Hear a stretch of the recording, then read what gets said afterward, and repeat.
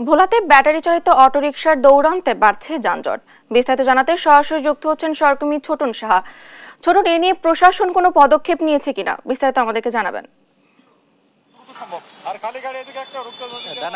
যেমনটি বলছিলেন, ভোলা শহরের যে বর্তমান যে অবস্থা, বলা যায় যে অসহনীয় যানজট, এবং এই যানজট কিন্তু তীব্র থেকে তীব্রতর আকার ধারণ করেছে এবং যারা পথচারী রয়েছেন, যানবাহন যারা চালাচ্ছেন, তারা কিন্তু সবাই কিন্তু অনেকটা অতিষ্ঠ। এবং আমি রয়েছি ভোলা শহরের যে প্রাণ কেন্দ্র বাংলা স্কুল চত্বরে। যদি এখনকার চিত্র দেখাতে চাই, আপনি দেখতে পাচ্ছেন যে আসলে শহর জুড়ে কিন্তু অসংখ্য অটোরিকশা, যেটি যানজটের অন্যতম কারণ বলে কিন্তু অনেকেই অভিযোগ করছেন। এবং একই সাথে যদি বলি যে আসলে ভোলা শহরের মহাজনপট্টি থেকে শুরু করে যুগের ঘোল পর্যন্ত কিন্তু পুরো এলাকা জুড়ে কিন্তু যানজট সৃষ্টি হয়, এবং এটি সকাল থেকে শুরু হয় রাত 9টা পর্যন্ত কিন্তু থাকে।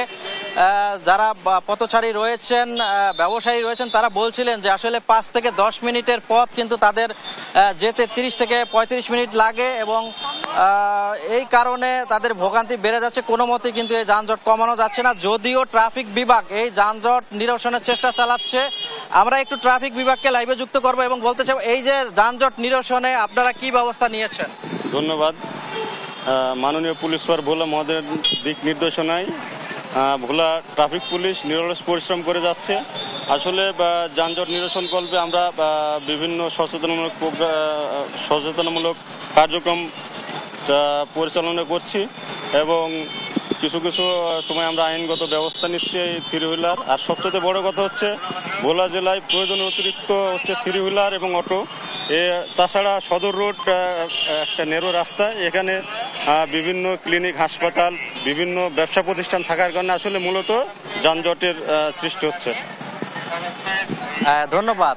ডানা, যেমনটি শুনছিলেন যে আসলে ট্রাফিক বিভাগ যদিও চেষ্টা করছে, কিন্তু তারাও বলা যায় অনেকটা অসহায় বক্তব্যই তারা জানালেন।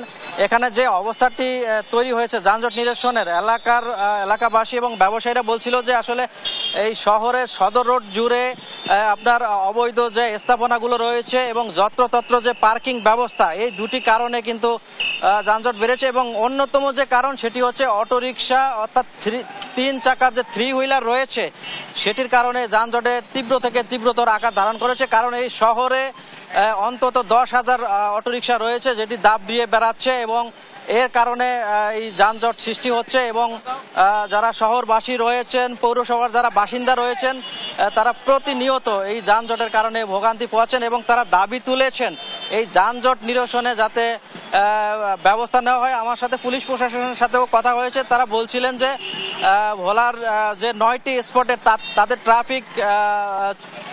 ট্রাফিক পুলিশ রয়েছে, এবং সেই 9টি স্পট থেকে যারা দায়িত্বরত রয়েছেন তারা কিন্তু নিরলসভাবে চেষ্টা করছেন এই যানজট নিরসনে।